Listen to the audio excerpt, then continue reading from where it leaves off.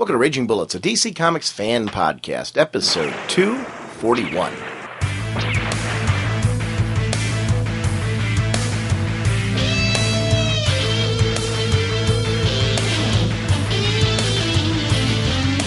Welcome to Raging Bullets. I'm Sean Whalen, drnorge on the comic forums, and I'm joined as always by my co-host Jim, the sensei of the whatnot, Segulin, and the Duke of you know. On this episode, we are joined by longtime friend of the show, Freddie E. Williams II, as he discusses his work on JSA All Stars number 14. We also take a quick chat about his work on the JSA 80-page giant. He wrote a story on there, which is very cool. And we also talk a little bit on a cool tangent about Back to the Future, which we get on talking about time travel. So it's always a fun discussion with Freddie E. Williams II, and we're glad to have him finally back on the episode. Hope you enjoy this one as well. We are proud members of the Comics Podcast Network and the League of Comic Book Podcasts. Sponsoring us this episode is DCBService.com and InStockTrades.com. Over at DCBService.com, you can pick up JSA All Stars number 16, written by Matthew Sturgis, art and cover by Freddie E. Williams II. The mystery of the Puzzlemen concludes. Only by piecing together the clues and weaponry from the past will the All Stars be able to get to the bottom of Arthur Pemberton's master plan. Regularly $2.99, 40% off, only $1.79.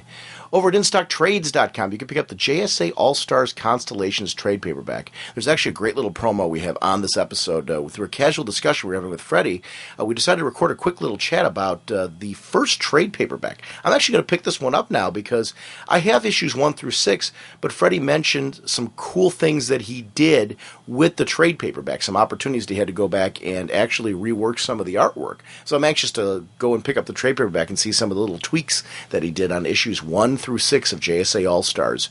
This is a 160-page count. It's Matthew Sturgis, Freddie E. Williams II, $14.99, 38% off, only $9.29. If you haven't been reading the series, this is a great way to jump on board and pick up JSA All Stars. Thank you, DCBService.com and InStockTrades.com for supporting our shows. We really appreciate it. Jim, what kind of a podcast are we? Well, Sean, we are a spoiler podcast. We go in-depth into plotline, story twists, and whatnot of the comics we're reviewing. So if you're going over something you haven't read, you may want to come back later so you can better enjoy the show. Carter Hall, scientific genius from a far-off world, flies into action as Hawkman. I'd like to welcome back longtime friend of the show, Freddie E. Williams II, an artist on JSA All Stars. Freddie, welcome back to Raging Bullets. Thank you very much, and thanks for having me on. It's good to be talking to you guys again. Welcome back to the Raging Bullets podcast. Welcome back. Oh, God, I asked for this, didn't I? And you asked for singing before, Sean. I was kidding. It's actually... I thought it was beautiful. Well, thank you. So you're having connection problems then, right? Before we actually talk about issue 14, one of the things I'd like to talk about with the book is, since when we first talked to you, Magog was a part of this team. And it was an interesting exploration of how this team kind of splintered off, and really how Magog was like this square peg trying to fit into a round hole. And I didn't know at the time, and I don't know, maybe you can share if this was part of the plan or if something changed with Magog. I didn't realize at the time that it was leading to Magog leaving the team. Did you guys know that all along, that he was going to be a temporary member? Or was that something because of plans for Magog you had to make a change with? I'm currently much more involved in the story where I'm helping to co-plot. It's a little bit uncredited or whatever, where I'm helping to pace stuff and we're kind of working in the Marvel method or whatever. But in the first, 7 or 8 issues, something like that, I worked from full scripts. I guess what I'm saying is I think that Matt and, of course, my editor knew from the start, I think that Magog was leaving.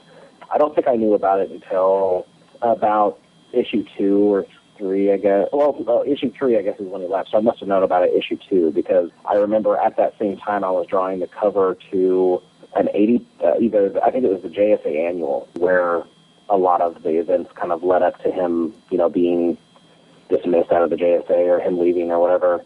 So there's a cover that I drew where all the JSA, or a lot of them, are standing there and looking accusatorily at Magog, who's knelt down, looking defeated, hopefully symbolically as well as physically. But I think that was, once they explained to me what was happening, for the concept of the cover, that's when I knew. And that was around JSA number 2, I think, or All Stars number 2. One of the things that I think is important about that is when the book started off, it was this exploration of how he was kind of going for this military squad approach, and it seemed to be the team realizing that wasn't JSA and it didn't work for them. And then since then, it was like after Magog left, it was like this great thing where like Power Girl and the team got together, and it seemed to be them really deciding what does it mean to be a part of the JSA. We saw old members start to return like Sand and Atom Smasher, and I'm like, okay, this is starting to get, and this really became for me like a coming home for the JSA, because the main Justice Society of America title, which I was enjoying as well, I'm not knocking that, but one of the things they were doing a lot in the future. So this became like my present day, wow, this is the JSA. And this has gradually become a team where they have become very important to me. Jim was joking around on the not really joking around, you were speculating on the show, with events that were going on in Guggenheim's run currently. If they needed other members, would they pull from the JSA All Stars? And I immediately was like, you felt scared for him because I'm like, no, you can't mess with the All Stars. And I think you suggested Our Man, wasn't that the one you said could possibly go over to the other team? And I'm like, no, Our Man needs to stay. This team has become very important to me. And I guess one of the questions I have for you, as a person who's working on this book, who are the JSA to you? What do you think makes the JSA as a team? The JSA in its entirety, or the All-Star specifically? The All-Star specifically, because obviously that's where your focus is going to be. Right. My original conception when they first told me about the book was that they were going to be a, in quotes, proactive team that would somehow find a way to, it'd be like a branch of the law enforcement that's doing some sort of investigative reporting to figure out inside leaks and that sort of thing, and then they would, spring a trap for the bad guys, kind of. I think that's that's probably what Magog wanted to happen, and maybe that's the reason that it made an impression on me. Because actually, visually, I liked Magog a lot, and I kind of liked the conflict that always surrounded him. There was always somebody kind of being rubbed the wrong way by him. I would have been happy if he'd stuck around, just because I think, even though it helps to break up the team, I think it gives a different dynamic to the team that I enjoyed. So, in any case, what they are now is, I guess, a bit of a family. I mean, and most good teams, I think, are that way. But they started off, I think, as, I still think that they feel like they have something to prove, and that they don't want to always feel like, there's been mentions in some of the other issues about some of the earlier issues, should we bring in the rest of the JSA in on this, like when they were fighting the King of Tears and that sort of thing. Speaking specifically of like Our Man, that he's supposed to be, I think, their liaison between the All Stars and the JSA proper, and that he suggested with the King of Tears when it was basically what led up to King Chimera creating chimeras of Alan Scott and the Billy Batson, Captain Marvel, and Dr. Fate and stuff, whenever they tried to take out Johnny Sorrow, whenever the King of Tears, when he was summoning him. Anyway, King of Tears is something to be worried about or whatever. He's basically a god, Cthulhu or something like that. So from H.P. Lovecraft, so he's a potential world ender. So that's a good reason to try to maybe bring in other people, but they were able to handle it. And I think that confidence has grown, and so has the connection of the team itself. One of the things that I've loved about this book as it's gone on is the connections to the past, like King of Tears, for example, but then also new characters. Like you guys have got Anna Fortune in here now. Where did she come from? And it's a character who I'm very intrigued by. Yeah, I'm actually, I don't want to tell you too much about it. And the reason is because the concept of Anna Fortune came up or whatever with, basically Matt had said that he wanted a legacy character that was maybe had apprenticed or studied under Dr. Fate, one of the Dr. Fates. And originally she was just going to be like a regular sort of, spell book magic user sort of thing. And, I know steampunk isn't brand new and I didn't invent it or whatever, but I hadn't been drawing anything steampunk for a while since I'd been working for Palladium, the role-playing game company. And so I suggested to Matt that maybe she use, gadgetry, like clockwork stuff to either create or contain the magic. And I came up with a character design visually that was really similar. There used to be this gigantic clockwork on her arm that almost looked like she was holding a shield, but at the end of each spoke was a spell. But I'm not sure where we dropped it or why we dropped it, so I might, reincorporate it somewhere else later. But instead it just became the bandolier. It used to be both the bandolier and the clockwork. But the background, I have, me and a friend of mine, the same guy who wrote Chance of a Lifetime, Jim Mitchell, we actually have a story idea that we're wanting to pitch to DC about doing a one-shot or a single issue, somewhere of her background or her origins. So I don't want to give too much of that away because it actually could be a story, No, and I wasn't really looking for that. It was actually what you gave us. No, don't lie to me. Don't lie to me, Sean. I know it's wrong. That's right. I want all of your secrets, and I want them now. We have ways of making you talk. Yeah. As you snap a rubber glove against your wrist or whatever. As we were getting into this issue number 14 that just came out, we see Arthur Pemberton in this great sequence. And one of the things I noticed immediately, with Pemberton's disfigurement on his face, as an artist, you're used to drawing a variety of different characters and things like that. Is it hard to incorporate a disfigurement like Arthur has? Because you're really dealing with that character then at different angles in that disfigurement. Or is that a challenge you like, or what's it like drawing him? Yeah, it is.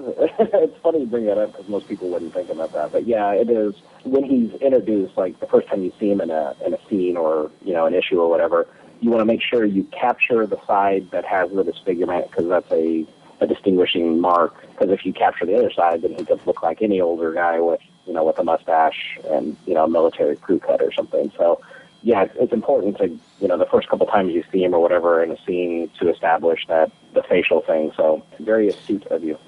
Hey, quick question for you, kind of jumping back just to the cover, because with these covers that came out where they're really character focused, and you've got just the characters on the white background, is that easier, harder, because you don't have like a point of reference in the background, or did you find it was like funner to just concentrate and focus on the people?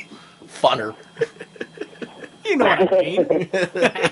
But it's the most funnerest, really. No, I don't know. I guess it's easier. It depends on how many characters. If it was 2 characters, it would be easier to draw a background. If you get 3 characters, then it's easier to draw it without a background. And the reason for the 2-character break or whatever is sometimes it's hard when you've got 2 characters to balance out compositions or design elements. And if you have background, you can introduce a chimney or some smoke or the moon or something like that to kind of balance out the design. So the cover as it's printed is actually a mistake. What had happened was currently got all 4 of the females from JSA All Stars, and the original design I had come up with had everyone but Judo Master. So imagine the cover design without Judo Master.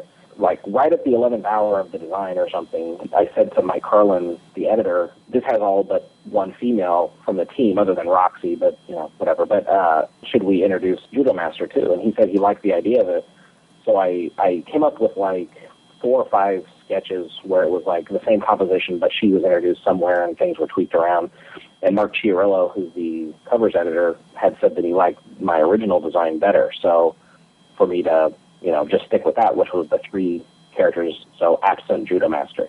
So as I was drawing, though, I had done the hybrid method on the version of the cover with the 3 characters, which means all but Judo Master, and I was doing it on paper.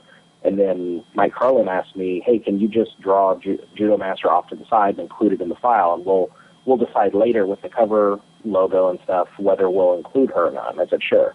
The punchline of this long story is that I included her in the file. I colored the cover and everything myself, and I included her in the file where she's at now, but just kind of, I was sticking her up out of the way through some miscommunication, because it's not like they got back to me and said, hey, do you want to use it like this, or, we've decided to use it like this. I was thinking they would use the 3-character design and maybe move her into position somewhere else, but somehow she just got left where she was. So she's like jump kicking higher than everyone else is flying. So I guess she's very good at jump kicking. That to me was the funny inside story of that cover. But I don't think it worked. I don't think it looks terrible for the cover, but it's not as I had planned. It was easier to draw this many characters without a background, because that's actually something I struggle with every issue, is including so many characters with a background and some sort of a story idea implied, and or with a villain or something like that. There's just so much to include on a cover that can be daunting at times. with Arthur Pemberton, the opening bit in Greenland was great because we had this intense sequence of events where this plane comes down and you get to see this massive explosion.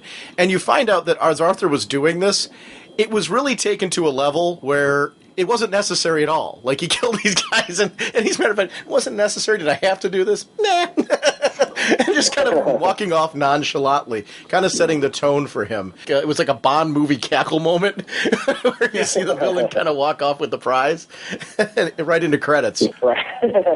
Yeah, that's a good way to look at it. One of the things that I like about this issue, and it's a theme that seems to be reoccurring, when we see Hourman and Roxy, the robot Hourman and Roxy, and then we go on later to the emotional sequences with Citizen Steel and Wildcat. Straight on through the rest of the issue, one of the themes that seems to keep popping up is not only what's important about humanity, but often the things that I think we as humans ignore. Because it's funny how the Hourman conversation with Roxy, where he was talking about humanity, and you get to see this kind of contentment with him. It reminded me of what I loved about like Data and Star Trek and things like that.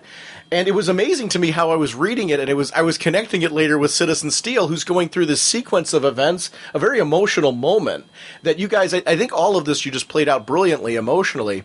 He goes through this moment where he encounters this girl from his past. He starts to realize that, I mean, you know, we all want to be superheroes and all that stuff. I mean, there's that fantasy element of reading a superhero comic that, like, I want to do these things.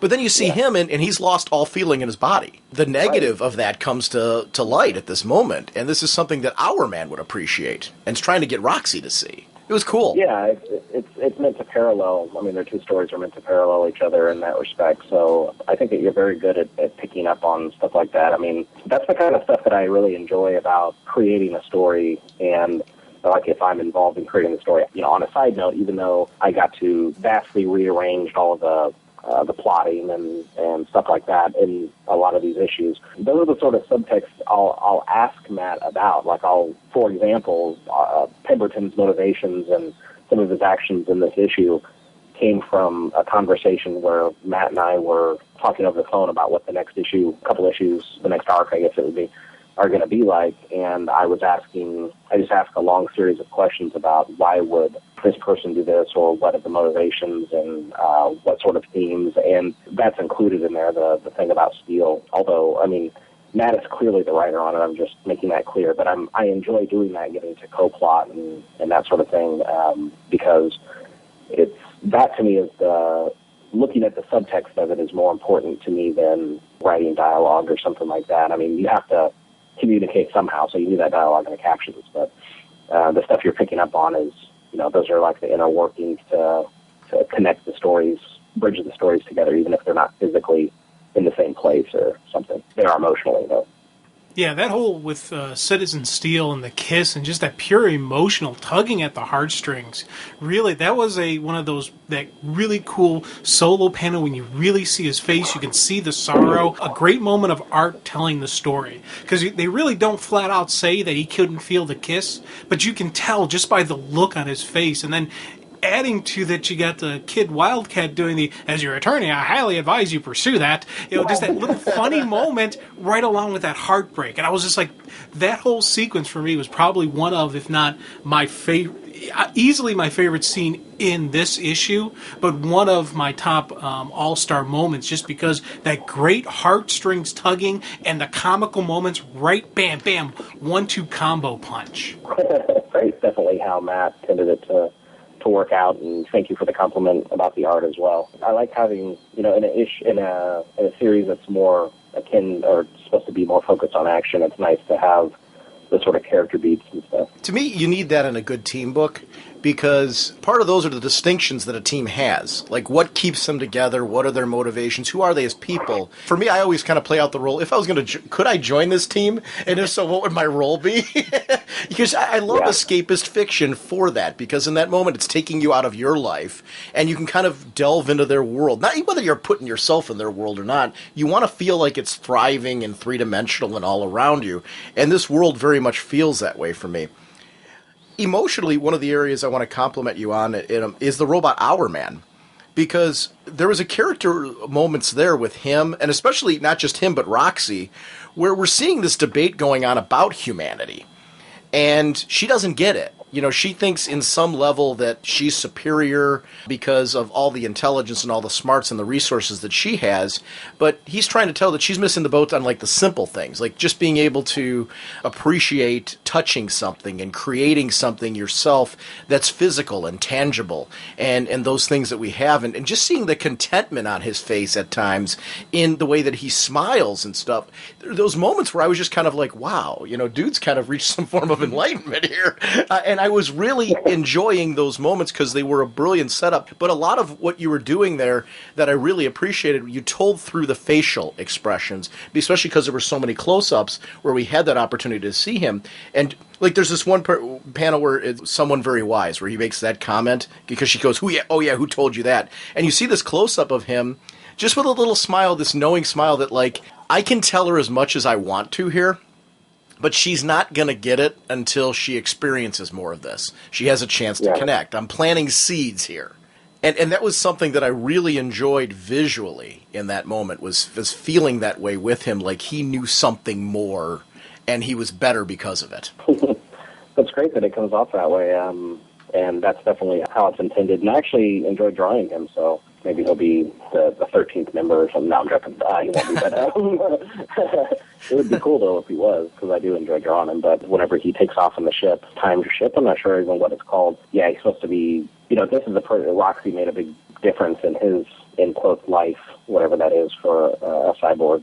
And I think it's very fulfilling to him to return the favor. And one of the cool things that I liked about that was the timeline placement. He was coming back to connect with her, but in her timeline, he was already passed on. I love that about time travel stories, because you're sitting there like, wait, he's from when and what's going on here? I love putting those puzzle pieces together with characters, how they pop on in. That made for a cool moment for me, too. What I like about time travel stories is if you focus as a writer on too many of the specifics, because time travel is so, the paradoxes that can appear in that, because it can get so, unless you get into like a fatal existence or whatever, where everything is dictated by fate, or there's a destiny or a written path and everyone follows that, where you can't change time or something like that, then I guess anything you do ends up causing what was supposed to happen. I guess it would be like Philip J. Fry in Futurama, where he was his own grandfather, and that's how it's supposed to be, and that's what allowed him to have that unique brainwave that the brain, the alien brains couldn't detect or manipulate from the future. But pardon my geeky reference. But then there's most other time travel stuff. If you can actually make changes, then you can kind of outthink yourself with the paradoxes. So if you keep it a little bit vague and you just address it on a story level, I think that's probably the more healthy way to go about it. In any case, I thought it was well handled, because time travel can be tricky. Yeah, you can do the Back to the Future timeline where the Twin Pine Mall becomes the Lone Pine Mall, and George McFly goes from geek to chic kind of deal stuff. Yeah, time stories are fun, and it's probably not fun to completely create them, because out there's going to be that person who's going to look at it and pick at it, or you're going to get that uber fan who's just going to go, but what about this? Wouldn't have this done? And you're just like, just enjoy the story. Yeah, and unfortunately I am that fan when it comes to a lot of time travel stuff, so that I was able, this isn't like an all-encompassing story where it's the main focus or whatever, but that we were able to do a time travel story in a way that, in this situation, they avoid telling each other too much information on purpose. That's what, keeps it from him having future knowledge of his own demise or something like that. On the second Back to the Future, and this feels like something that we might have talked about before, but maybe even off the air or something. But do you remember the part where Doc Brown is describing how there's a timeline A, and he's describing it on a chalkboard, draws a little down and offshoot line that, okay, it's like the alternate future that is created by Biff giving the almanac to himself. And I think that's a really great explanation. It has a simple and easy to follow visual, so it hopefully will impact people's visual centers, their visual memory. But what always bothered me was that old Biff, what they said was, if we go to the future now, we'll go to the future, this alternate future.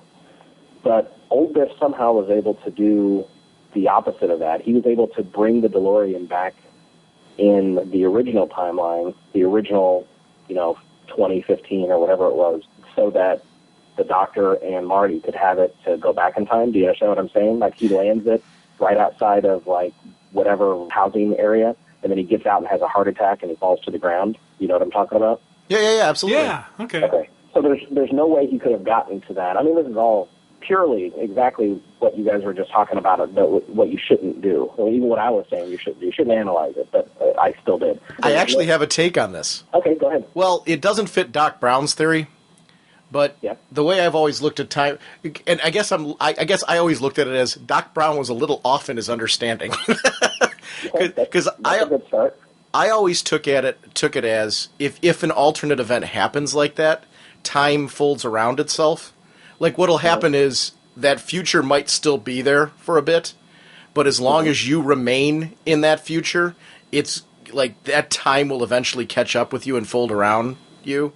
So instead of there being a diverging timeline, there's a diverging event that will change the timeline. So like when Biff went back to the past, he did alter the timeline and created a brand new one over the other one. But anything that would remain there, like Doc Brown and all that, because they kind of explain that later with Jennifer, how Jennifer would have still been on the porch. Yeah. Because they dropped her there, but then the timeline... What they said was that what Doc Brown, and again, it could have been because his understanding was off, but what he said was that if they are able to fix the past, that the timeline would change around her, and that they would be, I think he said, they would be none the wiser or something like that. But what should have then happened was while Doc Brown and Marty were in the future, in the alternate 2015, when Biff changed stuff in 1955 and so forth, the timeline should have changed around them, and they should have either thought that was their normal timeline, they would have detected no difference, or they maybe would have completely disappeared from that in the same way that if you in the first one, Marty was looking at himself disappear in the photographs. You know what I mean? I think by you saying that maybe Doc Brown was off on his understanding, that could explain it. Where for whatever reason, in fact Biff was able to bring the DeLorean back and that sort of thing. But it seemed like the internal logic of the movie was being defied by him breaking that logic. That this should have never, basically that future should have ceased to exist. Another part about it that bothered me was that when Marty went to the future, I would have thought the following events would have been, when they showed up in the future, it would have been as if Marty had gone missing, if you understand what I'm saying. Because once he disappears, it would be like, remember in the first movie when Einstein is in the car and Doc Brown is remote controlling it, and he disappears basically for a minute. He skips over that minute. Do you understand what I'm talking about right now? Yeah, absolutely. Okay. Then I think that with Marty and his wife, or future wife, and Doc Brown, when they went forward to 2015, it should have been as if they skipped over that 15 years. It should have been as if their existence wasn't on the planet, just the same way that 1 minute was skipped over by Einstein. You didn't see him. For all intents and purposes, he didn't exist at that time. It should have been like his parents filed missing persons reports. You know what I'm saying? Like, he should have been actually gone for that period of time, unless somehow there's a fate or a destiny that precludes that he's going to get back to the past and then have children and that sort of thing and resume the timeline. But anyway, that's all the mechanic stuff of it. But those are the two things that always bugged me about Back to the Future Part 2. But I still love the movie. Well, here's the thing with the skip forward with Marty and Jennifer and all that. You think about it, he gets back to the point right after when he left before. So they're really, the only true skip time that Marty has are the minutes between when he initially goes to the future and then the time when he comes back. So whatever that time period is, that's the only real skip area. So that's, I think, would save why there wasn't a missing persons. And I think that is a conclusion to reach. I don't think that, so in other words, I don't disagree with that. I don't think that you're wrong. It's hard for me to describe. While Marty is in the future, then technically he hasn't gone back to the past yet. There's the assumption that he's already gone back to the past. Do you understand what I mean? Oh, yeah. It's like, I don't know how time travel works because I've only time traveled 6 or 7 times. You know, it's hard to get the feel of things when you've only done it that few times. But in any case, it's not a real big deal. But those are, I think the one that bothers me more is the Biff Tannen one. But either way, I mean, still good movies and they can still be explained differently. So. Yeah. This is one of the reasons I like having Freddie on the show, because you go off on the tangents like we do. Well, Yeah, that's what makes for our 6 hour long phone calls. Yeah. one of the things I've always liked that writers have done in time travel, when you're talking about the Biff sequence again, is because writers have found ways to get around exactly what you're talking about, and I think that's what I've always thought about with Back to the Future, because I'm a big fan of shows like Doctor Who, and I loved Voyagers when it was on and stuff like that. One of the ways I've seen writers explain that sometimes is that there is this delay because they were there and they were out of time and they were part of those events, that original timeline, that they are still there before the events unfold, if that makes sense, where it would gradually kind of fold around them. Like if they stayed there long enough, the new timeline would fold around them, which goes drastically against what Doc Brown even said. That's why I think the answer here is Doc Brown was off. Yeah. Yeah, because if not, then how did Biff get the DeLorean to the future? So we should just assume that Doc Brown was off. I mean, and actually there's a precedent set for that where he says if Jennifer meets her former self, basically the universe could explode, or they would just pass out, one or the other.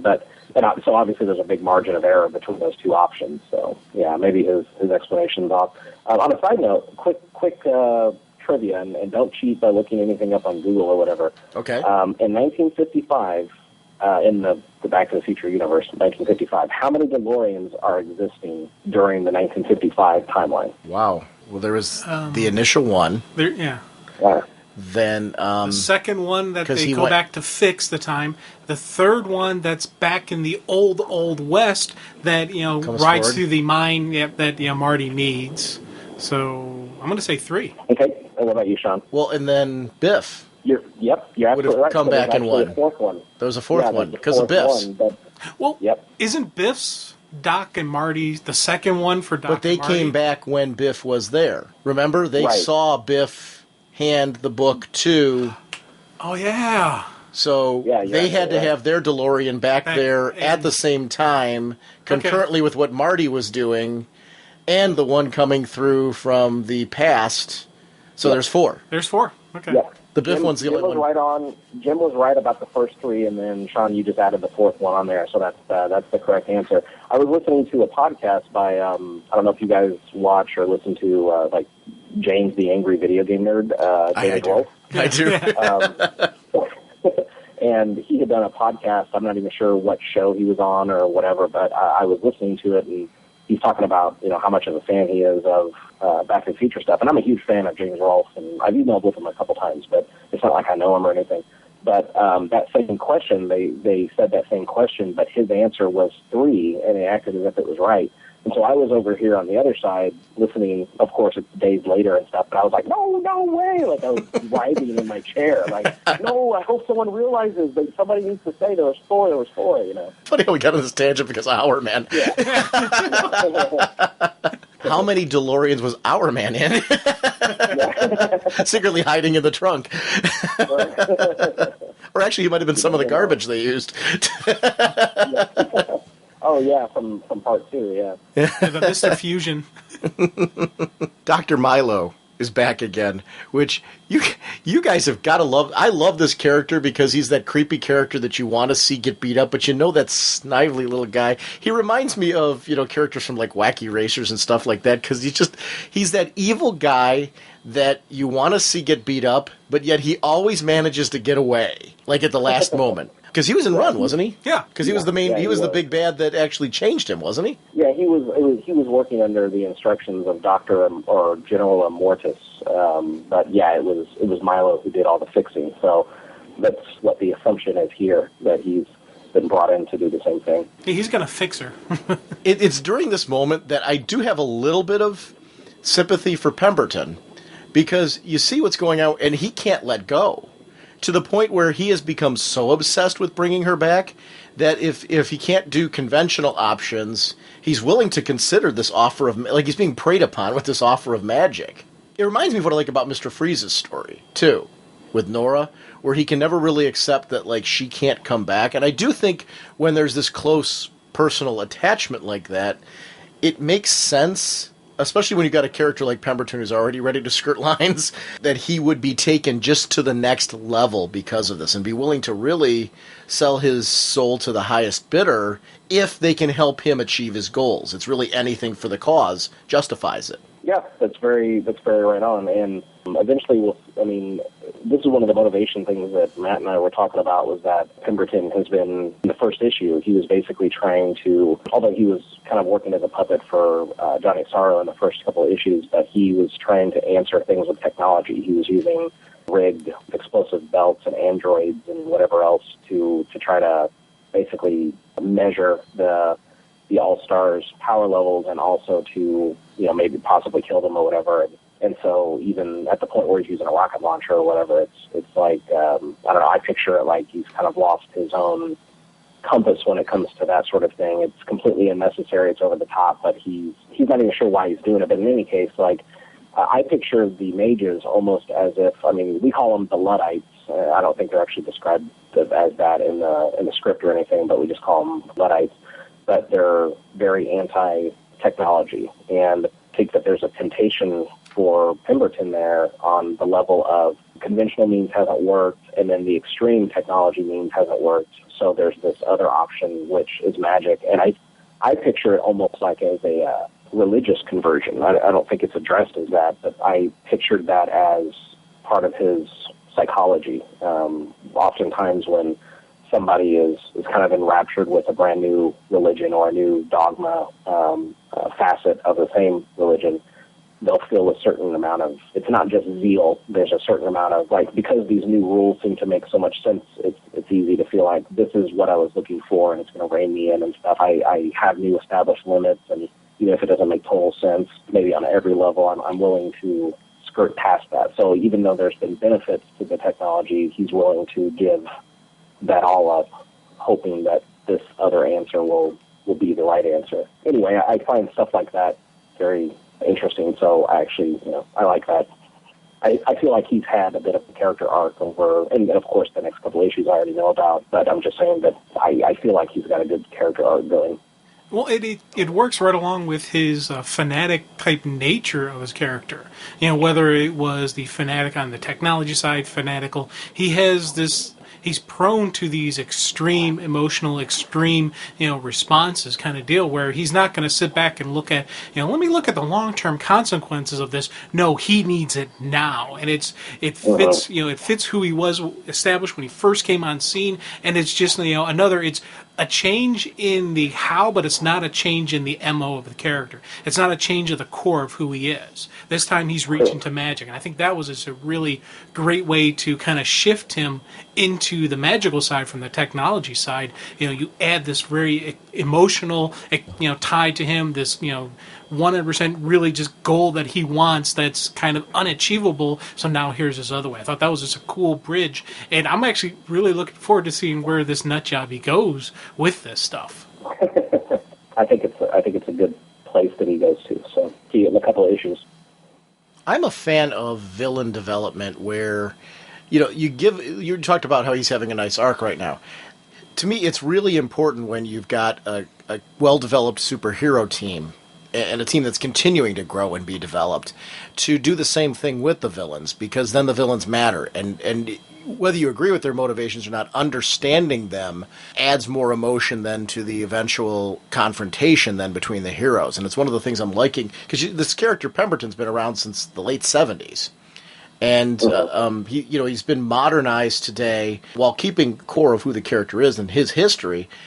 I like that he feels like a very today villain.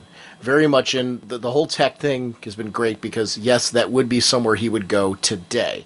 And like you said, he's throwing the hat up right now and just saying, okay, this isn't working, and the gingivitis brigade over here is, coming in and saying, like, we got something for you. But, I really liked that, because there was a creep factor to them, but you could see how their intimidating look and their presence would give him something to lift an eyebrow to and say, okay, maybe let's give this a shot and see where this is going to go, because they're selling me on this, saying that they have the power to do this. So maybe it is time to go a little supernatural. I liked it. And to prove it, they just try to they basically set Milo on fire. So I thought that was really funny.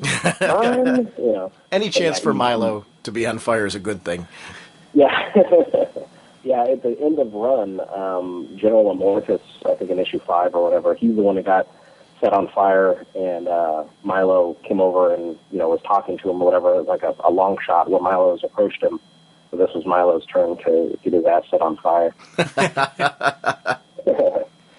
This outdoor sequence with the team, it leads into a great Citizen Steel bit for me, that it was, again, building on this great emotion. But I really loved the scenic view of the team training together, where you got to see people like Courtney and Cyclone kind of team up with the boxing thing, and then you got to see just various people pairing up and sparring. I was a big fan of that in the X-Men growing up as a kid. Claremont's run, I liked seeing, they do the baseball game where you'd see them do softball and stuff like that. The reason why it's important to me is you talked before about how this team's got kind of a family feel now, how they've kind of meshed together and become a family. And I think those moments are important to set the mood and tone as a family, that yes, they're training to be heroes, and they're training to have those moments, where they're ready for combat against the foe, so there's a serious reason for doing this. But yet there's something fun and familiar about it with them as well, and I really liked it. And it would be a moment where somebody like Citizen Steel would say, okay, I need to let somebody go all out on me to just feel. He was praying for that spark of feeling. Hit me with everything you've got. Please, and it's in that moment I was like, oh my gosh, I knew right away what he was going for there and why, but the build to that, the visual and dialogue build to that moment with him, it was incredibly well paced, because I was really becoming attached at this point to his plight and being like, people get nerve damage and stuff all the time, and losing nerve damage in a hand, for example, would be something that would be terrifying. I saw the movie Whiteout. We rented it on Netflix. It was based on the Ruka graphic novel, and there's a bit in there where Kate Beckinsale actually has to lose 2 fingers because of the snow issue, and the doctor's poking both of her fingers. This is 2 fingers, and connecting that to this is this guy's entire body. Everything he feels, there is no emotion. So you got to question, how much of me is human anymore, and what is this going to do to me long term, and how am I going to connect? I loved this bit, because all of those things were going through my head, and it really had to do with the pacing and emotional drama going on through his face, through the fight, through everything, just knowing what he's in desperation was going. I mean, taking a hit from Power Girl, full-on power, you know you're asking for something there. It's a good development for his character. I mean, he's been, it's been like 3 years plus, who knows how long in comic book world, but it's been a few years for him that he's gone without feeling anything, and that would be really hard to deal with. So yeah, extreme measures. He's even disappointed. He's like, well, I guess that's your best, but still not feeling it. On that bottom panel. So I wanted to show a lot of disappointment and stuff. Now, am I the only one who's had hit me with your best shot just running through my head throughout that whole sequence? Yes. Hey, at least I didn't sing it. That's almost too peppy. Yeah. No, I was thinking it was a bit like, although I don't know how much of an inspiration Fight Club was or is to Matt Sturgis, but some of the subtext of Fight Club was about being so caught up in the sort of corporate consumerism that it's feel less and less human. They just feel like a real person anymore. And so that the scene where Tyler Durden is asking the narrator, I think is his name, whatever his name is, Ed Norton's character, to hit him as hard as he could. I felt like that was, I didn't want to make it visually the same or anything, but I feel like there's an overlapping emotion to that here. The first rule of the ranch is we don't talk about the ranch. A character who's growing on me, besides Chimera, is Kid Wildcat. You mentioned it before, Jim. This is a character who, when he initially came out, I was like, do we really need, and I'm going back, when John's introduced him, I'm like, do we need a second Wildcat? Even though his, power is different, in the sense that he actually is a Wildcat, I was like, do we really need this? Now that we get to see him, I love that we're seeing a distinction in the sense that he's training to be a combatant. We get to see that whole bit from him. But there's also, Dad's a wisecracker too, but in the way that Dad wisecracks, it's more of a weathered veteran who's been around for so long. And he's the guy I've been the boxer, I've been in those moments, and he's coming for years and years of experience.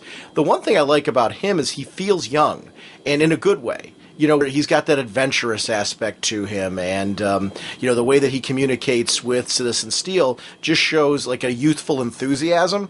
And it's something I'm really starting to like about him, because you need that kind of with you've got this team where you've got classic heroes on it, and then you've got like your middle tier, and I don't mean middle tier in the sense of their level, I just mean on how long they've been doing the superhero thing, like Citizen Steel. He's definitely somebody who's a little bit more mature, but yet he's not quite as experienced as like Power Girl and characters like that. Then you've got the younger sect in this group. It's one of the things that I really like about the balance of this team, is that I'm finding different places and different, maybe familial roles even. You've got like the grandparents, the parents, and then the kids on this team, and how it works out in that kind of hierarchy. And it really added to the whole family aspect of it. And I think this kid's adventurous aspect is really grabbing me with the character as well. And have you guys by chance seen, it was the 2010 JSA one-shot 80-page giant? Absolutely. Yes. You wrote a story in there, didn't you? Yes, yeah. I wrote the story with Wildcat, and then Wildcat 2, or Kid Wildcat, or Tomcat, whatever it is that you call him. In the script, I called him Tomcat, but we never have him, have anyone refer to him as that. But because actually in his first appearance, he says, "Don't call me Tomcat." But it makes the most sense because his name is Tommy and he turns into a cat, Right. But yeah, that story came up because I didn't feel like there was, I wanted to give more screen time to Tommy and Tomcat, whatever. And because I wanted him to, he'll punch someone or claw someone or, whip a tail around somebody or whatever to trip him. He's not a fighter. In his first appearance, that's kind of established that he's not a fighter. And actually, said that the one time he had been in a fight in school, he had lost that fight. And so I wanted to give that whole story, the subtext of the story that I wrote in the 80-page giant was, I wrote this into the script, and that's not something you normally do. I've learned that since. But I wrote all the subtext stuff in gray just because I wanted to make it clear to me and to the artist, who, by the way, is an awesome artist, Jesus Marino, I think is his last name. Yeah. He did some fantastic stuff, but basically I wrote, it would be as obvious as this. Wildcat solves his problems generally by punching someone in the face, okay? That's how he usually solves stuff, and it's not how Tomcat solves things, and he has in the past, and that wasn't the solution in this situation. Brute force wouldn't get them out of that situation, so he instead used cunning or trickery or whatever.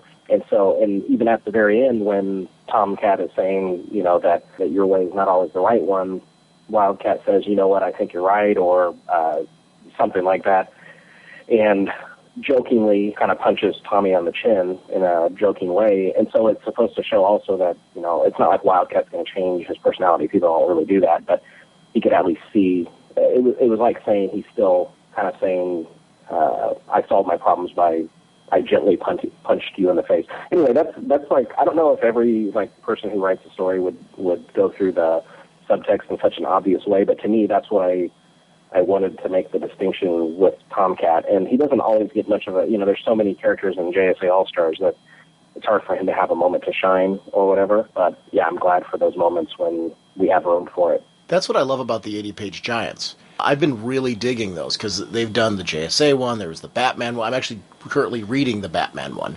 And there was a Superman one, I believe, this year, which had some great single stories as well. I'm liking it because it's giving different creators a chance to take on different roles. For you, when you were writing as an artist writer, now you're taking on the writing role, but you're not writing for yourself. You're writing for a different artist.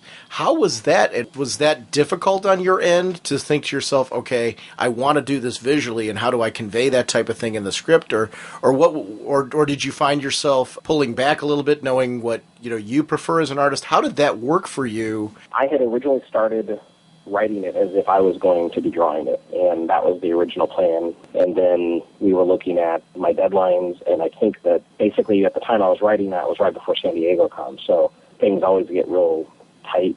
Deadlines are real strict during that time or whatever, because I was going to be gone in San Diego for 3 weeks, and so I didn't have the time to draw it. So after I had established the plot and had gotten that approved through Mike Carlin, that's when we decided that it would be another artist doing it. And even though I didn't know who it was, I just knew that I needed to be writing a full script, not a brief treatment that I could then, not a plot treatment that I could then flesh out in the art or whatever. So then started a whole other challenge, because I had never done the solo writing before, other than like my how-to book, but I mean, that's a totally different type of animal. So I then went to the other extreme. Instead of having a brief written synopsis that I could then flesh out, it's like the script for the first page was like 2 full printed pages long, or almost, because I had a very clear image of exactly what I wanted. So I was typing the art, you know what I mean? I was like typing, I was giving so many details because I could see it very clearly in my head.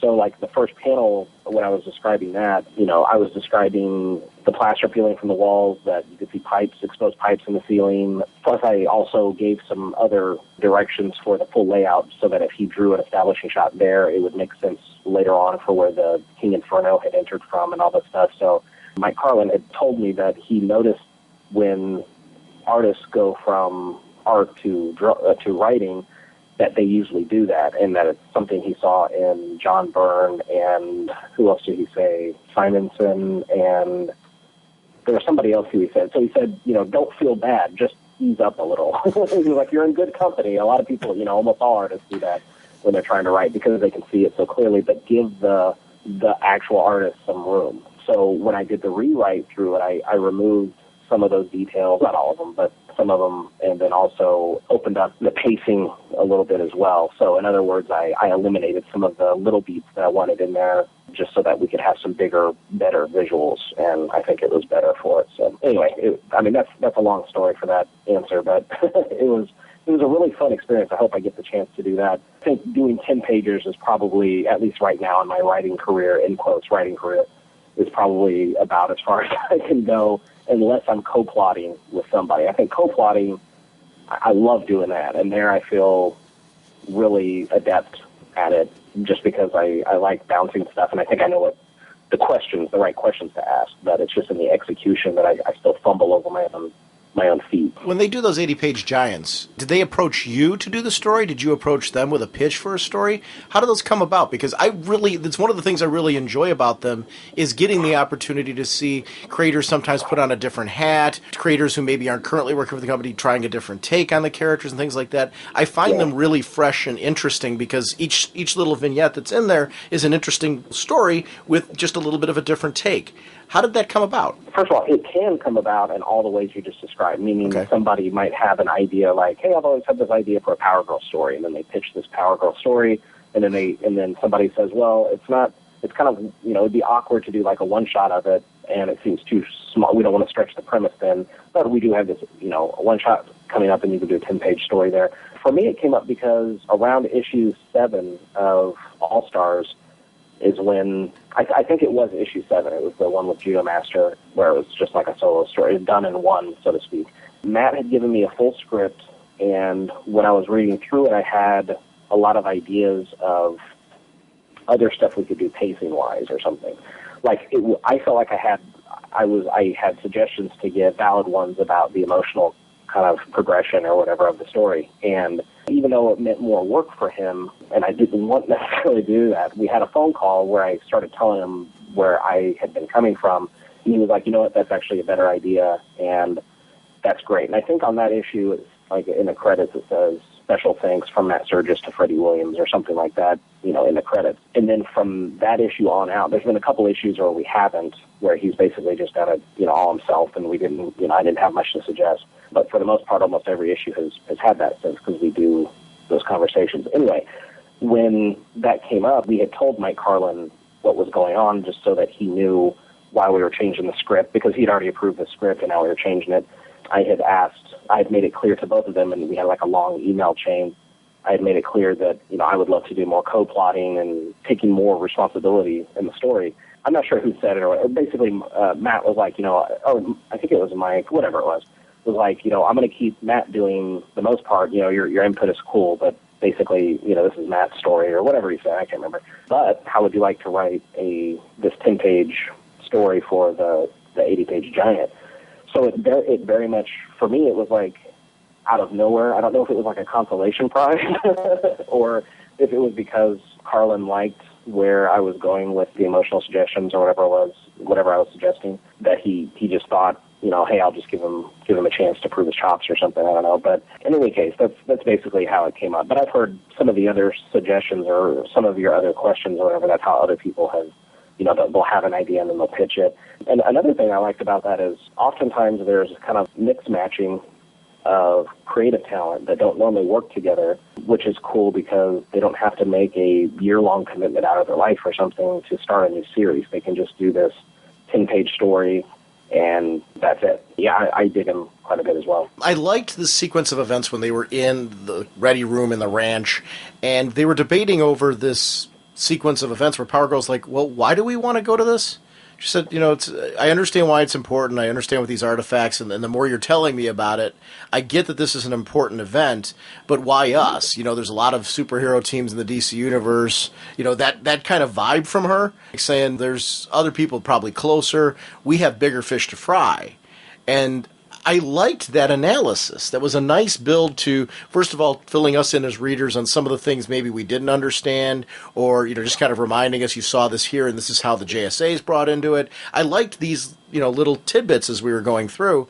And I thought it was a very honest, real reaction, because you've got this team who obviously we've seen throughout this run are constantly involved in something, not just on Earth, but also in outer space. And, they're a team that's going places, to say the least. And to see those events, it was something that you don't get to see very often, that heroes have to pick and choose many times which things they get involved in. They have to prioritize, and wonder if they have to pass it on to another team and say, hey, look, you guys might want to look into this, or something like that. Maybe you throw it Teen Titans or something at that point, saying, hey. But I mean, that felt to me more real, like more of an awareness that there were other heroes out there, and that there were other opportunities for this, and why does this need to be a JSA thing? Then Arthur Pemberton comes in, and she's like, okay, now I'm interested. And I thought it was, the pacing of that was really cool. A moment where each of the team members were sitting there throwing in their 2 cents worth, and we got to see them thinking and being a part of it. I guess you don't often have a chance to do that in a team book because of the fact that, there's always action going on and they're going to these moments. But to me, this added a sense of realism to it. Like, these guys really meet in their headquarters, and they really plan things out, and they strategize, and all the members are there, so they understand what's up. And then ultimately they defer to their leader, and Power Girl and all that. I really loved the way that scene played out, and when it happens, I think those moments are special and important. That, like, in X Mission, if they don't do that that this was something that happened during that mission at some point to get from A to B. Yeah, and I think that you hit it on the head with a lot of that, but specifically the acknowledging that there's other heroes in the universe. And in the first couple of issues, when the All Stars were having basically on the trail of what Johnny Sorrow was doing with the King of Tears and stuff, I had brought up to Matt, I know that this is the All Stars story, but why don't they bring in other members, because this is such a big deal? And I think maybe in one of those earlier issues, some of the conversations where they would say, maybe the one where Our Man was saying, should we bring in, I'm the liaison, should I talk to the other JSA members? That might have even come from the conversations me and Matt had together. But in any case, I like that acknowledgement, because there's so many characters, heroes and villains or whatever, that are zigzagging around the world. It's good to at least to mention it and occasionally bump into them and that sort of thing. It does make it feel more realistic, like they exist in a universe where they all hear the news. They should hear on the nightly news that Superman saved that 747 tonight or something like that. Yeah, it's also a good, it's a good character moment for Roxy and between Roxy and Power Girl, because Roxy's very much she's just had her brain scrambled kind of from Android Hour Man, so she's trying to get a grip on where her new place is psychologically, and some of that comes out here as well. When they head to Vienna, Austria, we get to see these moments where it's really our chance to see Pemberton and his new allies really kind of deliver how are they going to interact with the JSA. And, we were ready, at this point, we're ready for the action sequence. And I really loved the bit where they took the sound away to try and sneak up on Power Girl. That, there was a strategy that went in at this point, and it showed that their relationship with Pemberton has also made them stronger, because obviously there was some intel gathering between the two groups, or, he was involved in helping them create this strike and just say, hey, we're going to have to worry about like a big gun, like this is a Kryptonian. We're dealing with Superman-like power levels here, and we're also dealing with a woman with experience. This is going to be one of our players that we need to make sure we can take out, perhaps with most of her team out of the way. So that way we can really focus on her and devote all of what we've got to hitting her when she doesn't expect it, using the magic. I really liked how that played out, because it felt like an intelligent villain strike. Because sometimes we see the villains just kind of drop into a sequence and they just attack, either because the heroes have surprised them, or that really was their goal to say, well, when they come in, we're going to pounce on them. I like seeing a villain squad where yes, there is that in the sense that they're pouncing on them, but it's a surgical strike. They had a plan. It wasn't just dive in and fight. It was, these are the players we need to take out when, this is what we need to do about them, and here's why. It added more to the villains, and it actually made Pemberton and his friends here a scarier villain to me. Good, and Matt comes up with lots of really cool stuff. This is one of the places where I'll happily take the credit for coming up with the idea that they would mute the sound. Oh, and also the counterspell part of things. I play Magic the Gathering whenever I can. I don't have the time very often, but there's certain card strategies in that game that you're using magic to do magic denial. They're called counterspells, and that was I'm not sure how originally things happened in the script, but I know that I'm pretty sure that I suggested the Anna Fortune using a spell to basically nullify their magic, the Luddites or whatever, and then also the silence part. The silence part, originally it was just an explosion that happened off the side of the tent or whatever it is that they're in, the archaeological place. But whenever I was working, oftentimes whenever I'm coming up with the initial roughs, I'll add notes off to the side, because my roughs are super loose, but I'll label all the characters in the digital file, and then I'll also have little notes off to the side of where dialogue specifically would go, so that Matt and I he's not getting lost with where I'm at, and to make sure we have enough room for the dialogue that he wants. And so in this, that's where I added that scenario, the idea that they had muted the sound. And so when I talked to him about it, he was like, that's a cool idea. So that's because that makes sense to me. Because if not, it seems like they would have heard the mages tiptoeing around the outside of the tent, you know what I mean, or doing what they're saying. Because assuming that they're using magic in the sense that they're actually casting a spell, they're actually speaking an incantation that then results in a spell, I think that she would hear that too. It wouldn't sound like somebody outside just talking. It wouldn't sound like a couple of other archaeologists.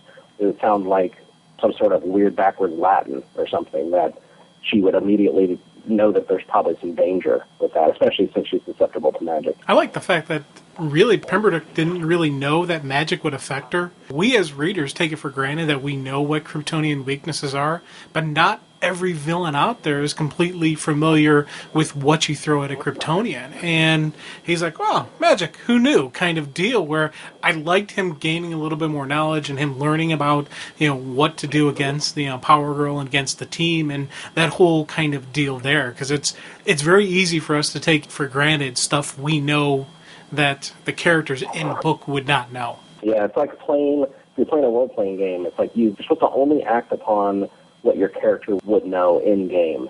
You're not supposed to use outside information. So, for example, if you know French and you're playing a character who does not know French, you should not try to then talk to the GM or the DM or whatever and say, I'm going to say these things in French, to this French-speaking guy. It doesn't make sense because the character doesn't know it. And it's the same thing here. Just because we know that she's susceptible to those things, he shouldn't automatically know. And I think one of the things I like about it is, although, on the last page here, this is like for Pemberton, this is like the height. He hates Power Girl, and he's hated her for a while. And even in issue 1, whatever sort of ego he has, whatever sort of machismo that he might have, a lot of that got bruised. He had this powerful staff that he hit, and I'm talking about in issue 1 here, that he hit Magog with, and then he was going to use it on Power Girl. She just snatched it away from him and broke it into 5 or 6 pieces.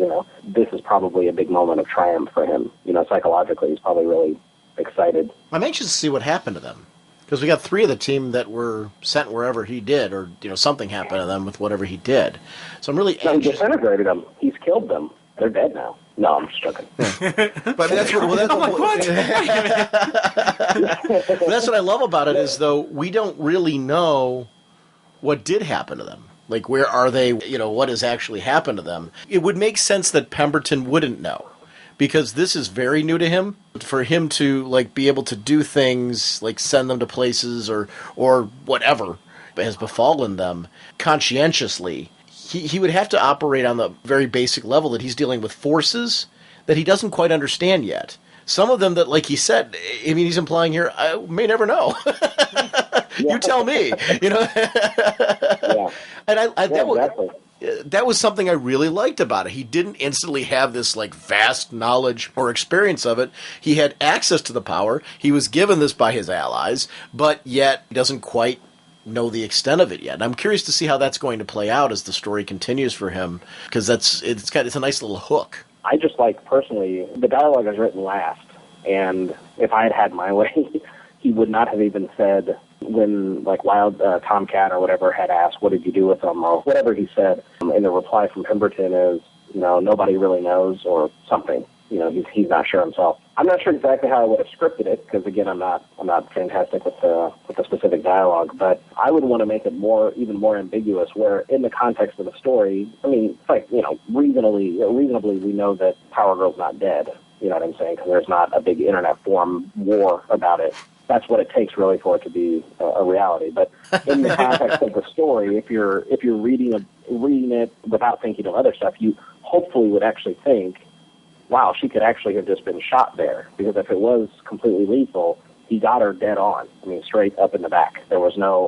She had no idea that he was there or whatever. So I wanted it to be more ambiguous, where it actually would have seemed like, maybe to the reader, nah, she's really dead, possibly. But she's not, though. She comes back next issue, and she has a pony. You should see it. It's a super pony. I'm just joking. He sends her to the super ranch. That's what that does. It sends you to the fun time fantasy land, And she set him there with Citizen Steel, so there's going to be a throwdown between the two of them.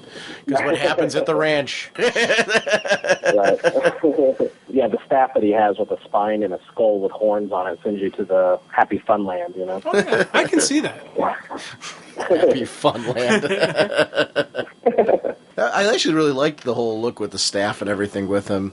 I liked his, like, kind of maniacal, twisted look on his face as he's, like, walking away from all of this, and it's really kind of like he's the last man standing. Even his allies are down, and he's got the the case. And well, I kind of like how he, in a way, is looking like the big toothy people, where his hood is kind of covering over the top part of his head, and you really just see his lower part of his mouth. And if he had big shiny teeth like his allies, he would have that really stick out. So it's kind of like I see this kind of as a shifting him towards their look and their style. It's cool. It's something I hadn't intended, but I did want him to look menacing and where you couldn't see his eyes. There's something about not seeing someone's eyes that makes you're not sure what their motivations are, because you can't read it on their face, really. Sometimes that usually makes somebody look more sinister, and that's what I was going for. But yeah, I guess it does fit with the toothy mages, the Luddites. I'm going to be curious to see what his loyalties are to them as it continues. I mean, that's something that, like, there may not be a reason to, go into depending on where the story goes. But I actually, one of the things I like about him is now the relationship with them is a relationship of convenience, in the sense that, okay, they're in access to this. Is that going to build in him respect for them? Because it still seems like he's pulling the strings. In his mind, it's still all about his goals versus anything that they're trying to accomplish. They just happen to have converged at this point. So it's going to be interesting to see, because I like that about him, in the sense that I feel like he's, like you said before, he's had this religious experience where, like, he's seen the light when it comes to this magic and all that. But does that mean that he's seen the light with them? Or are they just, like, lackeys that are kind of expendable in his mind? I don't know.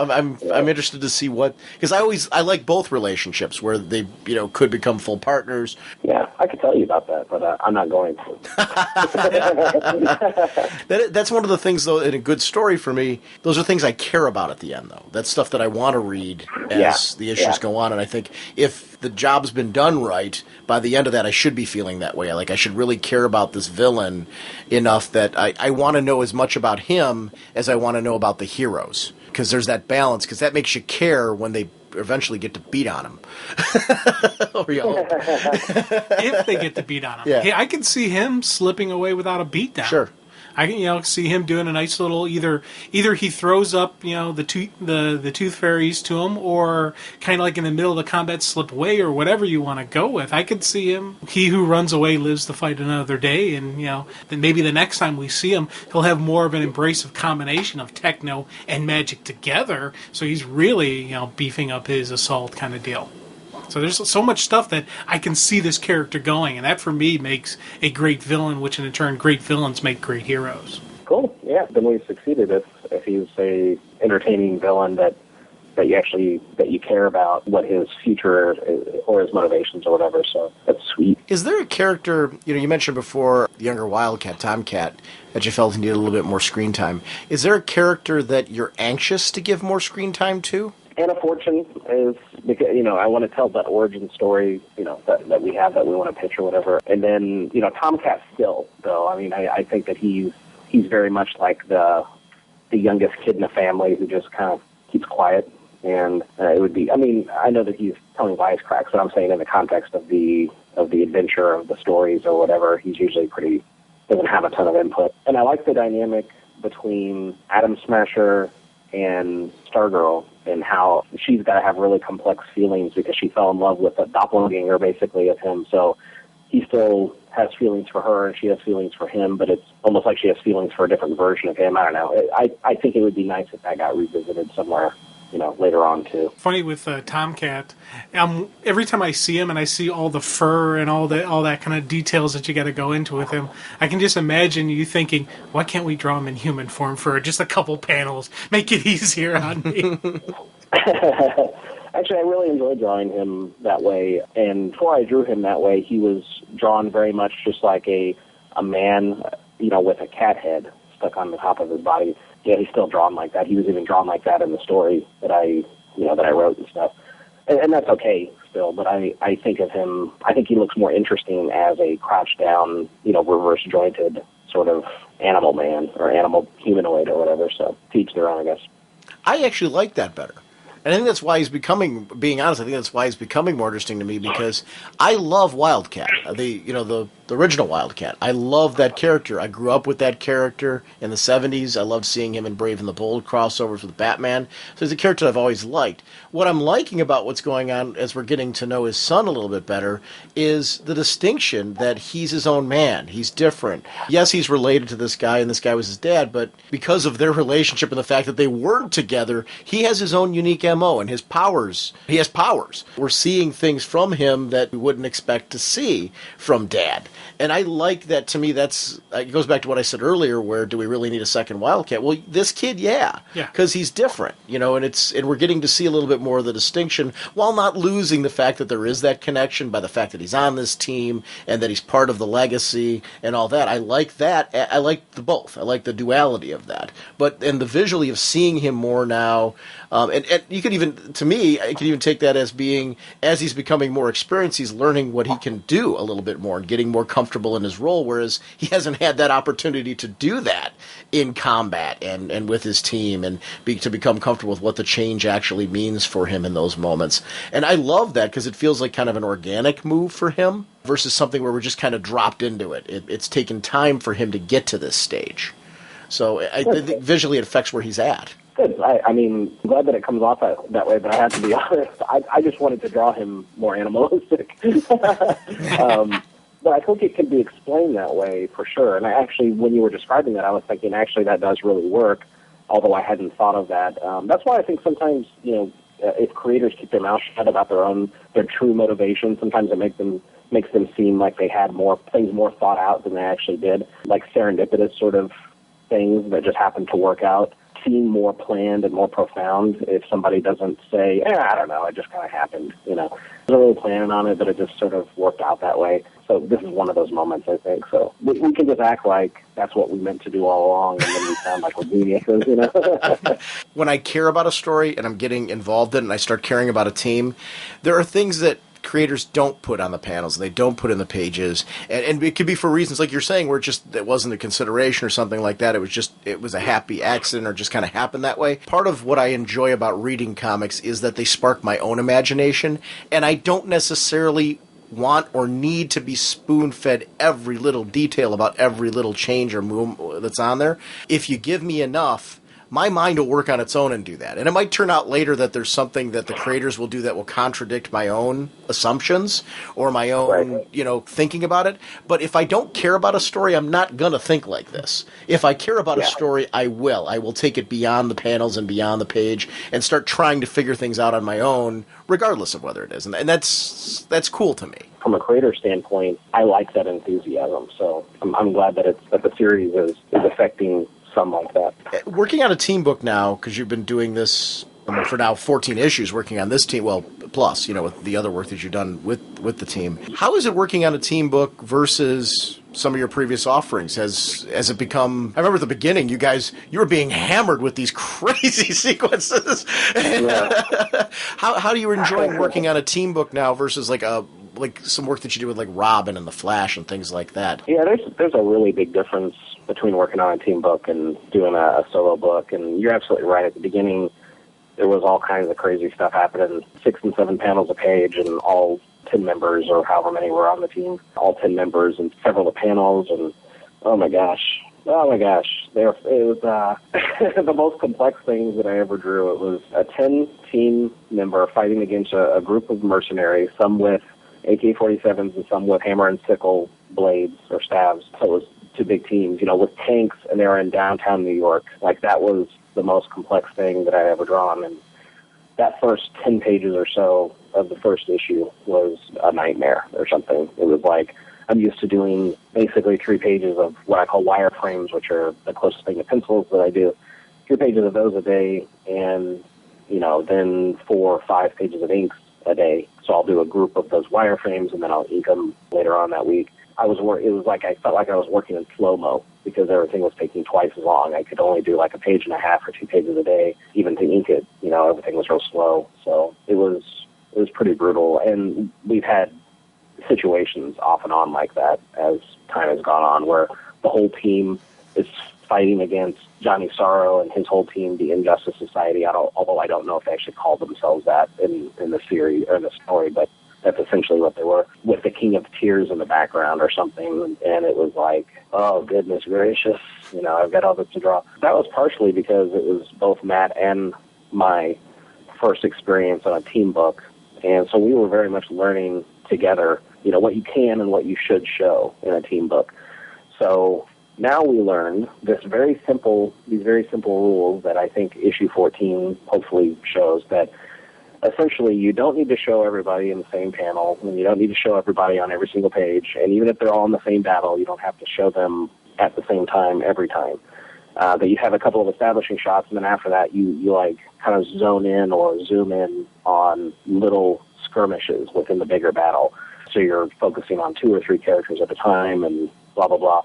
And in this issue, there's a couple of pages where it's just Susan Steele and Tomcat. And then there's a couple of pages where it's, the whole team, and then it kind of hones back down where the team is split up, and then it's just a couple of characters fighting. Anyway, but even with that, it's still more to the art than just drawing Robin going through a sewer by himself, brooding on a building top, which he was so fond of doing. In other words, it is harder, definitely. I feel like I'm finally, back probably with issue 10, I think, is the issue that I felt like it finally kind of clicked for me, and I understood more, or I felt like I had reached I had leveled up, in role-playing vernacular with my with my ability to learn to display or tell stories with a team, to break things up. And the same thing with Matt. We discovered it together, but that first issue, I almost cursed. So, it was a steep learning curve. So I enjoy drawing the team book, but the worst side effect of it really is that it takes away from, in the past I was able to do like a single character monthly, and then sometimes I could occasionally do fill-in pages, or I could, I worked on a how-to book or did commissions or whatever. And now it's like, I hardly have any of the free time to do that stuff in, so I'm working on a team book, and that's just about it. So it's tight time-wise, even with the stuff, the tricks I've learned. One of the things I like that you guys have done about the book, and we've touched on this issue, and I think this issue does, you're right, spotlight kind of where you guys have gone and where the book's headed. The more of the opportunities to focus on the characters together working as a group, where you've got 2 or 3 characters on screen, because you get to see who respects who 100%, who's suspicious of who personality-wise, like kind of grate on each other and rub each other the wrong way, which would be natural in any group this size that you would start having those issues in those relationships. It also helps us to know personality-wise on a different layer to each character. So it's something that I think has worked with these characters visually, getting to know them, because you get to see their visual reactions to each other a lot of times. Like Wildcat and Chimera have had like these moments together where Chimera and Cyclone are starting to have this relationship, and Wildcat has been kind of clear all along. He's not too sure how he feels about this dude, and I like that's what I mean. Different layers to the characters and all that. That I think this team has become one that I've really cared about, because you guys have found out some really great ways to spotlight people in a team. Because you want to give screen time to the whole team to let us know that they're there, because that's part of the fun of the team book, is the punch of knowing that the whole team's reacting in the fight, and you get to see those different changes. But yet you got to keep it personal too. And that's something that I think has really been fantastic about the evolution of this book, is when it gets personal, and finding the space to do that, which is something I think you guys have really heavily lynched into, and I'm digging it to the point where I'll defend characters possibly leaving the team and stuff like that. Like when we were, and I'm not saying you guys were saying that, we were speculating about stuff on the show as far as, well, what does JSA mean with what's going on over there, and do they need to take somebody from All Stars? And I'm like, no, they can't have anybody from All Stars. They're not available. send whoever wants them to to one of the other missions that All Stars don't want, or something. Right. Something that I really am enjoying about the team, that I actually care about these people being together. Thank you to you guys for delivering this big book. Time. Oh, thank you. That's definitely a big challenge, is giving enough time to each of the characters to make it matter what's happening with them. If they're unhappy, we want you guys to care, not just you guys, but anyone who's reading it, to care why they're unhappy or what motivations they have. So, and that is hard with, if you count Roxy, the team is 12 characters now. It's a lot to try to fit in there. It's funny. If you'd asked me the first couple issues if I'd count Roxy, I would have said no, she's their computer. Now, I would count Roxy. Yeah, she's definitely... Especially after the events in this issue with Our Man, I'm like, okay, I'm really intrigued to see where she's heading, and really intrigued to follow her. It's kind of like when Data... I use a Star Trek reference again just because I remember when Data we get to see more of him developing a personality, or the struggle to develop one, and he became endearing to you. Roxy's become endearing to me, and yet I love those moments where Roxy's a little bit more superior to everybody else too, and that's, I think, again, that adds a new layer to that character, where she now she's not the computer to me anymore. She's something more. She strikes me actually as although Matt and I haven't had this discussion or whatever, but she strikes me as an adolescent who, as they're growing up, they feel like they have everything figured out. And then, because I was like this whenever I was 18, I felt like the rest of the world was stupid because of X, Y, or Z, because I thought I had it figured out. She sees, I think, herself as being strictly superior to them. I mean, when I say them, I mean humanity. That's kind of like an analog for that youthful arrogance, I guess it would be. And then when you grow up, you realize that there's, you don't have a full understanding of all the situations and all the different sides of the story. So it's better to experience things first, before you start passing judgment. It's one of the things that I've liked about teams in DC this year, is we've seen a lot more of this, where teams are starting to feel more like teams, like they've been together long enough that you feel like they're no longer in the getting to know you phase. They know each other now. And it's even, we're at this book where we've got a lot of young members mixed in with veterans. We still feel like at this point, these are characters that are ready to evolve and to start making new strides, and we're seeing new things from them, and there's growth. And I think that's important, to get to know members of a team in that fashion, and it's something that I'm really digging here. Cool, good, yeah, and I agree that, especially with stuff like Batman Inc. and that sort of thing developing, it feels like there's a new horizon there. There's a bunch of cool new stuff that's happening. It feels like there's changes that are happening that actually matter. Yeah, absolutely. Freddie, we really enjoyed talking to you about JSA All Stars. Is there anything I forgot to mention? Because I think we've covered the book pretty in depth here, but is there anything that I forgot that you wanted to shout out or mention about All Stars? You and Jim have done a good job, like always, of picking up on both the overt tones and also the subtext of the story. So, no, as always, you're pretty much right on the money. So I thank you for doing an episode that's focused on the All Stars and for having me on the show too. Well, I'm a big fan of the book and I'm really enjoying it. So I want to thank you. And obviously, we've been a huge fan of your work since your days on Robin. Thank you for your friendship for the podcast, for our community here. We love following your work and really appreciate your time. Great. Well, thanks. Hope this craft can withstand this powerful force. We were just having a casual, off-the-cuff conversation after the interview, and Freddie, you started mentioning something interesting about the trade, and I was like, I really would like to record this because I think it's something very cool, because actually, I'm sitting here writing down, I just wrote a note for myself, which is what sparked this, saying pick up the All-Stars trade, because I want to see this. So you were saying that there was some things that you had an opportunity to do for the All-Stars trade that for those of us that have been reading the book, and maybe for people who haven't had a chance to check it out, would be really cool in the trade. Basically, before the trade comes out, which collects the first 6 issues of JSA All Stars, I asked DC if I could go in and kind of basically freshen up some of the artwork or whatever. So, basically, I think any artist does this, that after they finish off some art, they look back at it and they only see the flaws. And especially with the first few issues, there was complex foregrounds and complex backgrounds that would compete with each other. And also, I wasn't real happy with how I had drawn Power Girl in the first couple of issues.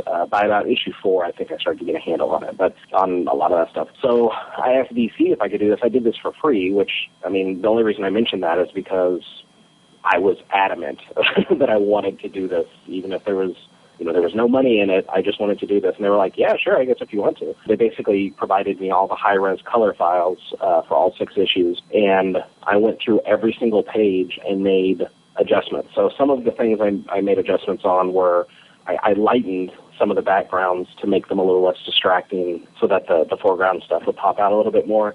There were some mistakes in there where, like, on a couple of panels, Atom Smasher's face mask had been colored red instead of blue, and I fixed those. There was actually a panel where Fand should have been there, and for whatever reason, the first time around didn't draw him, so I actually added him. That's the only time where I actually added something brand new. And there was some other stuff that I just corrected in general, like made a power effect look a little bit more like I had intended and that sort of thing. So in any case, it's something that if you have the time, if you're just really bored someday, first of all, I think it's a better product in the end, and that's really why I wanted to do it. But if you're, as a reader or whatever, if you have the floppies already, it could be a reason to pick up the trade just so that you could go through, especially the first couple of issues that have the biggest changes, and you could go panel to panel and try to spot the differences, because there's some that are pretty subtle, but there's a lot that are noticeable if you're paying attention, especially with Power Girl and the lighting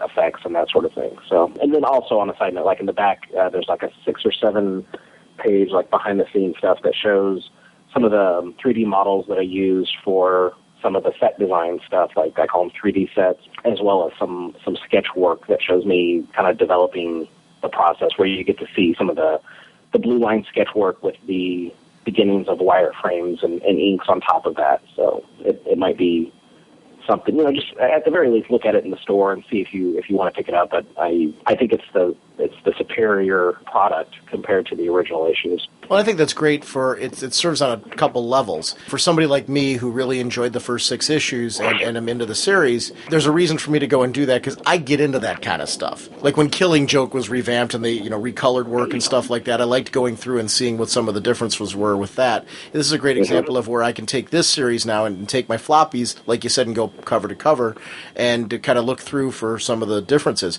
But then for the new reader, somebody who's like listening to this interview and saying, I haven't been reading All Stars, I'd kind of like to check it out. This is basically telling them the definitive version is to pick up the trade, and check out those 6 issues in this form, because they're really getting the extras in the back, they're getting some reworked artwork and things like that. So it's really pointing maybe the new reader who hasn't checked out the series to take an opportunity to pick up the collected edition of the first 6 issues as an introduction to the series, and which is really kind of cool. So I thought that was kind of a neat thing. Yeah. I think this is just like a small note, or a subtle example of how I like to look through and looking at before and after, or comparing stuff. Back when Wildcats was originally printed, the Travis Charest issue, I'm not sure what issue, let's just say it was issue 11. I can't remember if it was or not, but I think that was his first issue. And the story mainly focused on the team called the Black Razor Assault Team. They were establishing the different characters and what they did on their off time. And there was this one panel that showed a guy, it's like he was talking to his wife or something, and in the foreground there was a stove, and there was a coffee pot that had like Darth Vader's face in the coffee pot. And that was in the original published version. And then when they just recently did like the Alan Moore Wildcats or whatever trade. When I say recently, I mean within the last year and a half or so, that they printed. That, I guess because of rights issues or, copyright or something, they had to black out the Darth Vader face part of that. So what I mean is, it doesn't, it looks a little noticeable, but most people are just going to think it was like, he used a really big shadow or something on the coffee pot. But stuff like that always pops out in my mind. Or if I'm listening to I don't know if you guys have ever done this, but if you're listening to a song on the radio, sometimes I think it's to fit into a certain time allotment. They'll slightly increase the speed of the song, and so it'll be a slightly faster version of the song. And I pick up on that stuff very easily, and it kind of sets my imagination on fire as far as why they did it or what else is different, and listening real close, or with this, like scrutinizing a movie if it's a director's cut or whatever. So this, issues 1 through 6 being put into the trade of All Stars feels more like the director's cut than the floppies that were more like the theatrical cut. That's cool. So I thought we should record this real quick just because I think it's a good little thing for listeners of the show to tell them why they should consider picking up the trade, whatever their experience has been with JSA All Stars, whether they've been a reader or they haven't tried it out yet, why the trade is a good route to go for anybody who's listening to this. So that was very cool. Come on, Skreel. Let's pay these Plutonian beam makers a visit. I want to end off this episode with a very cool voicemail from Bobby C. I want to remind everyone that you can call our show voicemail line every week. It's 1-440-388-4434 or Dr. Norge on Skype. So please feel free to participate in the show. We love having your voicemails and thoughts on there.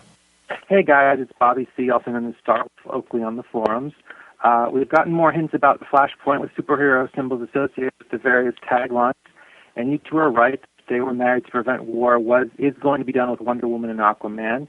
And where is his ring wasn't done with Green Lantern, but was done with the Flash symbol. The question is, does this ring refer to Barry Allen's wedding ring? Maybe this means Barry is no longer married to Iris in this new timeline. And, if they're not married, no grandkids, so no Bart Allen, no Jenny Ognuts. Jenny is Bart's cousin and is known as XS from the Legion of Superheroes. I don't know that much about her, though. And so the question is, how far would Barry run, pardon the pun, to get Iris back, especially considering she's a time traveler. She's not from his time. And another question is, if Iris and Barry never married, that means Professor Zoom never killed her, quote unquote. So does this mean Barry never accidentally killed Professor Zoom later on? So there's a big question there. And, of course, the ring being a wedding ring is just an assumption, of course. But considering there is the ring that he keeps his costume in, which one could ask why it's necessary. If Wally can have a costume made up of Speed Force, why can't Barry? But that's something else. Anyway, another subject, Anne Hathaway has been cast as Selena Kyle. It seems like Bell is interested in playing Wonder Woman in a new TV series, but with Hathaway as Selena, that means she probably won't get cast as Lois Lane in the Superman movie. So my suggestion for that is Anna Kendrick from Scott Pilgrim versus the World, Up in the Air, and the Twilight movies. I think she'd make a bubbly, almost effervescent Lois Lane, considering what I've seen of her.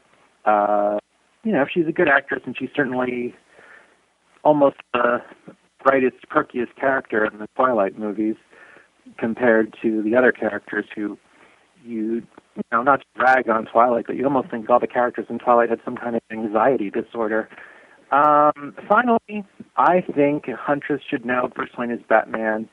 She deserves it. It seems like everyone else in the Justice League, everyone else in Birds of Prey, knows Bruce Wayne is Batman and are comfortable enough with it to call him Bruce behind his back or to his face. So Huntress should know.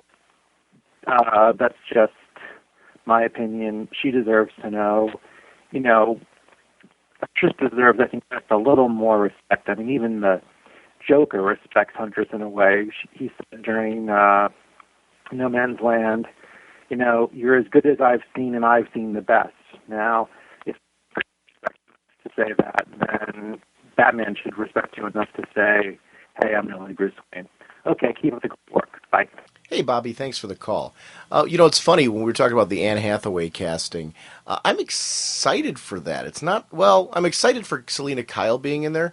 And you know what? Anne Hathaway is one of those actresses that, I'll first think about her and I'll be like, really? And then she ends up pulling it off. So I'm excited to see what this role is going to be like for her, because she's not who I would have first pictured as Selena Kyle, but I think she's going to do a great job. So, because I do think a lot of the times the casting for the most recent two Batman films, even let's go to Heath Ledger. When I first heard Heath Ledger for the Joker, I was like, really? And wow, was that brilliant? So, I'm kind of excited to see where this is going to go. The creators seem to really understand this series and how to make good Batman films. So, I'm excited for where that's going to go. Huntress, as far as the respect thing, I'm really torn on that, because I agree with you that she's certainly earned it. I don't know. I guess I don't see why it's necessary. I don't think we need to do a special story where Huntress is told that Bruce Wayne's Batman. I guess I just don't see the need. I agree that she's earned that respect, except part of me likes Huntress as being this one that kind of, she's under the radar of some of the other heroes. Not Barbara, not Black Canary, not Zinda. They all get her and all that, but some of the other heroes don't quite see her the same way. So I kind of like that about her. I think that adds to her personality a little bit. It's there's this part of her that's proving herself, but then she also doesn't care, and yet that we find out that she does care more than she lets on. There's something charming and unique about following her and knowing that there's more facets to her personality from the fact that she puts up these walls that we see her slowly take down from time to time in Birds of Prey. So I don't know how much of the respect we want to give her, because I don't think the story's totally been told yet as far as that emotional resonance from her. I think we're getting a lot of that in the most recent Birds of Prey arcs. So I do agree with you in the sense that, yes, she's earned it and all that. I don't know that I think it's necessary yet to tell her. But if they did, I wouldn't be disappointed either for a lot of the reasons you just stated. So I'm kind of torn on it. Flashpoint. Iris. I wasn't even thinking about that as a possibility. What if the ring they're talking about is the wedding ring? Where is his ring? I was thinking the Flash ring. And I guess I'm still thinking the Flash ring, but you pose an interesting conundrum if it is the wedding ring. And what happens to Iris? I don't think anything's going to be simple out of this. So I don't know. I'm not saying that your idea was. I think it's going to be something intriguing and interesting that will spiral in a way that you're talking about. I just don't know what that is yet. I guess my caution with Iris is I don't see how that would spiral into Wonder Woman and Aquaman getting married. And I'm guessing whatever the pivotal event is going to link all of this stuff together. I might be wrong on that, but we'll see. I love the speculation on this series, though, because you're right, if those things did happen, and that's one of the things I love about time travel, and I'm guessing there's going to be some element of that in this. I really enjoy seeing this event causes this, and look at the ripple that's caused here. And maybe I'm wrong. Maybe that ripple will in some ways cause what we're discussing. I don't know. As far as why Barry needs the ring, I think at the end of Rebirth, we got to see them using the Speed Force as a way to create costumes. There's a lot of reasons to say why he would use the costume still or use the ring still, maybe as a symbolic thing more so than necessarily the need. But we did see them at the end of Rebirth. I'm almost positive that the new suits that the whole Flash family had on were all due to Speed Force. They were all tapping into that at that point. So that would have included Barry. And that was, I think, Wally referenced that he was teaching Barry a trick that he didn't know. So, I don't know. And Barry might be one of those that, due to comfort, likes to still keep the ring in the suit and all that. I see Barry being a little old school that way as well. But I don't know. That's an interesting point, and maybe we'll see more of that in the future. Good call. Thanks a lot. He is called Hawkman. His gauntlets possess awesome powers. I want to remind everyone about the C2E2 convention. That's March 18th, 19th, and 20th. We are going to have representation there the whole weekend, celebrating 5 years of Raging Bullets. So it's going to be very cool. And if you're going to be at the convention, please make sure to stop by our table because we would love to see you at the C2E2 convention. The guest list is being updated constantly, and that's one of the things with the Reed conventions. As you get closer and closer to the con, you're going to see tons of guests being added. So definitely be sure to check out the website. That's c2e2.com. to check and see more details on what's going to be going on at this amazing convention. The second year of the C2E2 convention. I'm very excited to be a part of it. Our sponsors for this episode are DCBService.com and InStockTrades.com. Over at DCBService.com, that's JSA All Stars number 16, $299 regularly, 40% off, only $179. The JSA All Stars Constellations trade paperback. The All Stars survived their first major battle against an army of super foes in the first JSA All Stars volume, collecting issues 1 through 6. But in the aftermath, one team member is missing. The mysterious strike force has taken that member captive, and there's someone else who wants the missing hero even more. 160 page count, Matthew Sturgis, Freddie E. Williams II, $14.99 regularly, 38% off, only $9.29. And thank you, InStockTrades.com and DCBService.com for continuing to support Raging Bullets. We appreciate it. Our next episode, Comics. Jim and I are talking comics. We're very excited to go back and take a look at some of the great books that have been released in January. We just got done talking about JSA All Stars, which is one of those books. There's a lot of books to talk about that have been released in January, and that's what we're going to be talking about next episode. So be sure to check the show website and forums and things like that for some details on what's coming up. And thanks so much for supporting the show. We're getting there. The countdown begins to the end of year 5 for Raging Bullets, and we're very excited for our 5th year anniversary coming up. To see all of you next week. Bye.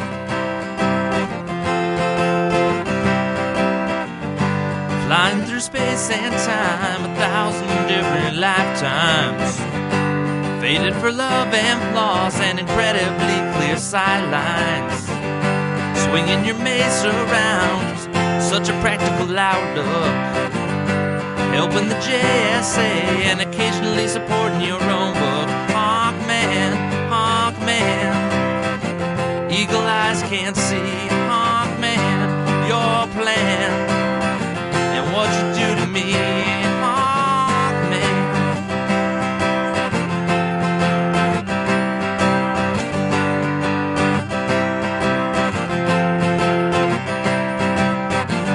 The villains are closing in, be they Thanon Guard or Egyptian.